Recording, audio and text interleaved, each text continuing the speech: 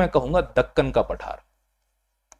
भारत में जितने भी पठार हैं उन सभी पठारों में सबसे बड़ा पठार दक्कन का पठार।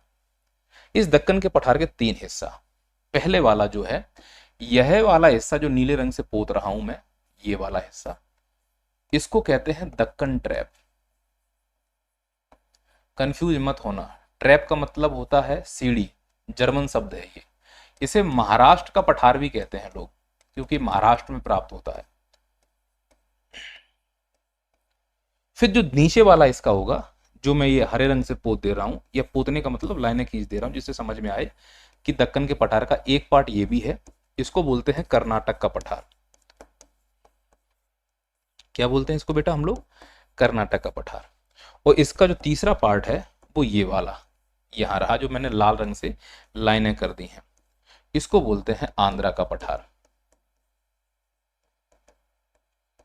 तो निष्कर्ष ये निकला, पूर्वी पठार के भी 3 हिस्से थे, छोटा नागपुर, महानदी बेसिन, दंडकारण्य। ऐसे ही दक्कन के पठार के भी 3 हिस्से हैं, दक्कन ट्रैप, कर्नाटक का पठार, आंध्रा का पठार। ध्यान रखना बच्चों, दक्कन ट्रैप और दक्कन के पठार में अंतर है।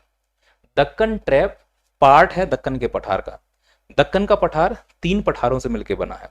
तो दक्कन का पठार भारत का सबसे बड़ा पठार है। अगर ऐसे प्रश्न आता है तो याद रखना। क्लियर है? तो पहले हम दक्कन के ट्रैप में एक बार समझ लेते हैं क्या है, फिर कर्नाटक के पठार को समझ लेते हैं, और फिर आंध्रा के पठार को समझ लेते हैं। क्या ये बात मैं आपको समझा पाया हूं? देखो